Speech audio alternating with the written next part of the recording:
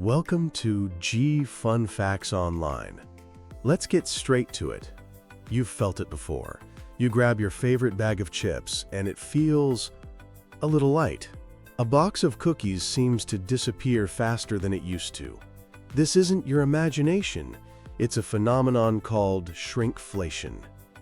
It's the clever, quiet way companies give you less product for the same price. It's a hidden price hike.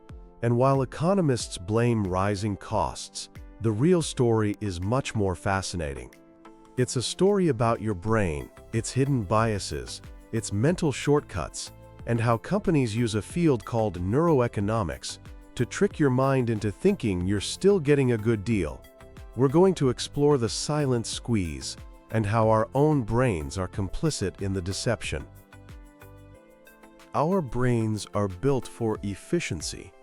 They are masters at conserving energy. And in a place like a supermarket, flooded with thousands of products, colors, and prices, our minds can't possibly analyze everything. So we rely on mental shortcuts, what psychologists call heuristics. Shrinkflation is a masterclass in exploiting these very shortcuts. The first and most powerful principle at play is price anchoring. As shoppers, we are far more sensitive to a change in price than a change in quantity. We remember that a box of our favorite cereal is $3.99. That price is an anchor in our mind. If it suddenly jumps to $4.59, mental alarm bells go off. Our brain screams, "That's too expensive." But if the price stays at a comfortable and familiar $3.99, while the weight of the cereal inside quietly drops from, say, 14 ounces to 12.5 ounces, the change is much less likely to register. Our focus on that stable, anchored price completely masks the fact that the price per ounce has gone up. This is combined with another cognitive quirk called change blindness.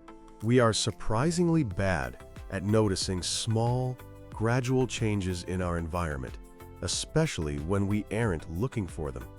Unless a company makes a ridiculously obvious change to its packaging, a slight reduction in size, a dimple in the bottom of a jar, or a few fewer sheets on a toilet paper roll will slip right under our perceptual radar.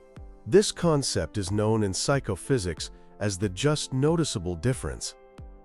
Manufacturers have become experts at making changes that fall just below this threshold, ensuring the vast majority of us won't consciously detect the switch. Then there's our tendency for unit price neglect. The information is almost always there, printed in tiny font on the shelf tag, the price per gram, per ounce, or per sheet. But who actually stops to do the math for every single item in their cart? It's cognitively demanding. It takes time and mental energy. So we default to the easier, faster shortcut, looking at the final price. The path of least resistance for our brain is to trust the big number on the tag. But perhaps the most profound psychological trick shrinkflation uses is its manipulation of our loss aversion. This is a core concept from behavioral economics.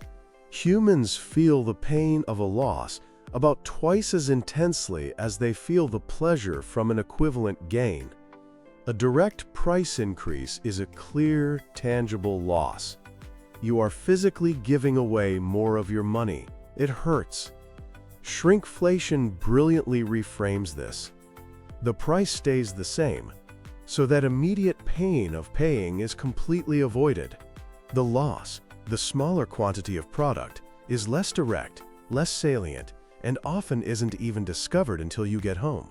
The feeling of being shortchanged later is much less acute than the sting of seeing a higher price at the checkout counter. This is where we move from psychology to neuroeconomics, looking inside the black box of the brain with tools like fMRI scans to see what's actually happening when we make these decisions. When you're shopping, your brain is in a constant state of value calculation. Two key regions are at the heart of this. The first is the ventromedial prefrontal cortex, or VMPFC, located right behind your forehead. Think of it as your brain's central valuation system. It integrates all the good stuff about a product, your desire for it, your happy past experiences with it, and weighs it against the cost. When you see your favorite ice cream at its usual price, the VMPFC computes a positive net value and gives you a go-ahead. This is a good deal signal. Shrinkflation games this system by keeping the cost signal, the price tag, stable and familiar, thus tricking the VMPFC's initial calculation. At the same time, this triggers the brain's reward system, specifically the ventral striatum and nucleus accumbens.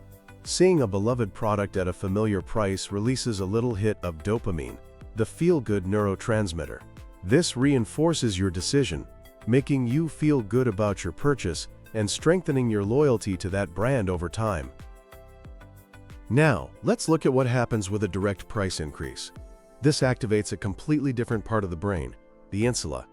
The insula is associated with negative feelings, pain, disgust, anxiety, and the anticipation of loss. Neuro-economic studies show that when a price is perceived as too high or unfair, the insula lights up, creating a literal pain of paying. This pain signal can be so strong that it overrides the positive signals from your reward system, causing you to put the product back on the shelf. Shrinkflation is, from a neural perspective, an elegant deception. It is specifically designed to bypass the insula. Because the price tag hasn't changed, the brain's threat detection system remains quiet. The insula doesn't fire. The purchase proceeds smoothly, based on the familiar positive valuation from the VMPFC and the rewarding hit of dopamine. The negative information, the reduced quantity, simply isn't prominent enough to activate the brain's alarm bells. So you might ask, isn't there a part of the brain that's supposed to catch this? The rational part? Yes, there is. That job falls to the dorsolateral prefrontal cortex, or DLPFC. This is the CEO of your brain, responsible for executive functions like deliberation, complex calculation, and rational analysis. The DLPFC is what you would use to consciously notice the new net weight on the package, calculate the unit price, and compare it to your last purchase. But here's the catch. The DLPFC is an energy glutton.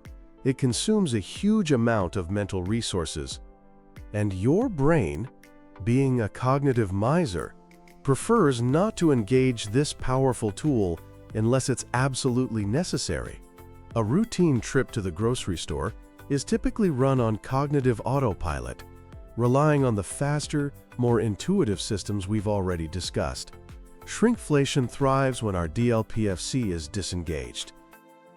But this is a high-stakes gamble on consumer inattention, and when the gamble fails, the backlash can be fierce. Sometimes, a company gets greedy. The change is no longer subtle. It crosses that just noticeable difference threshold and becomes glaringly obvious. The most famous case is Toblerone. In 2016, they dramatically increased the gaps between the iconic chocolate peaks to reduce the weight. The visual change was so jarring that consumers noticed immediately. The product looked wrong, and the public response was not just mild annoyance, it was outrage. When a consumer realizes they've been duped by shrinkflation, the brain's response is powerful. It's a feeling of betrayal. This triggers a potent set of neural reactions. First, the insula, which was bypassed during the purchase, awakens with a vengeance. But now, it's not just registering the pain of a higher price, it's registering the social pain of being treated unfairly, of having trust broken.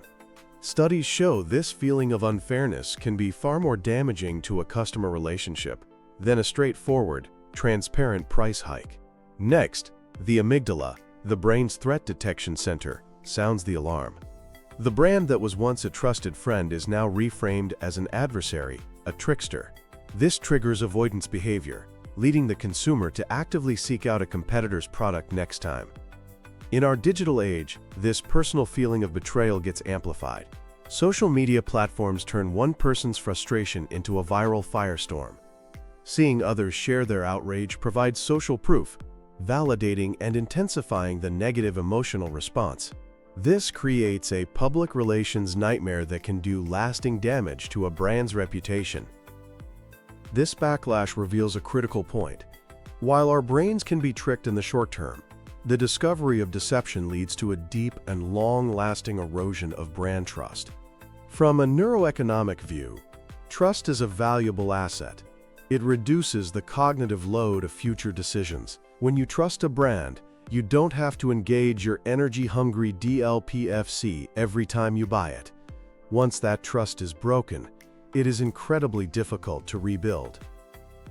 This brings us to the ethics of it all. Is it fair for companies to knowingly leverage our cognitive biases to implement a hidden price increase? It's legal, as long as the net weight is labeled correctly, but it operates in a moral gray area. Consumer advocates propose a simple remedy: clearer unit pricing.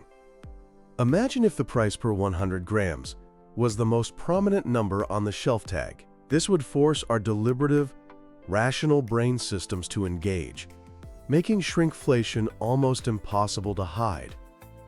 The neuroeconomics of shrinkflation shows us that we are not the perfectly rational beings that old economic models assumed. Our choices are a complex dance of subconscious valuations, emotional responses, and hardwired shortcuts. Shrinkflation works because it's a masterclass in applied neuroscience, designed to fly under the radar of our brain's alarm systems. But our brains are also adaptive. As awareness of this practice grows, more consumers are becoming vigilant. The pain of discovered deception can create a negative brand association that is far more costly in the long run than an honest price increase ever would have been. For businesses, the lesson is clear. Trust is a neural currency. Exploiting cognitive loopholes might offer a temporary profit boost, but the most resilient strategy is transparency. For us as consumers, the message is just as stark. In the modern marketplace, a little bit of mindful attention, a quick glance at the net weight, a moment to compare, can save you a lot of money, one shrunken chocolate bar at a time.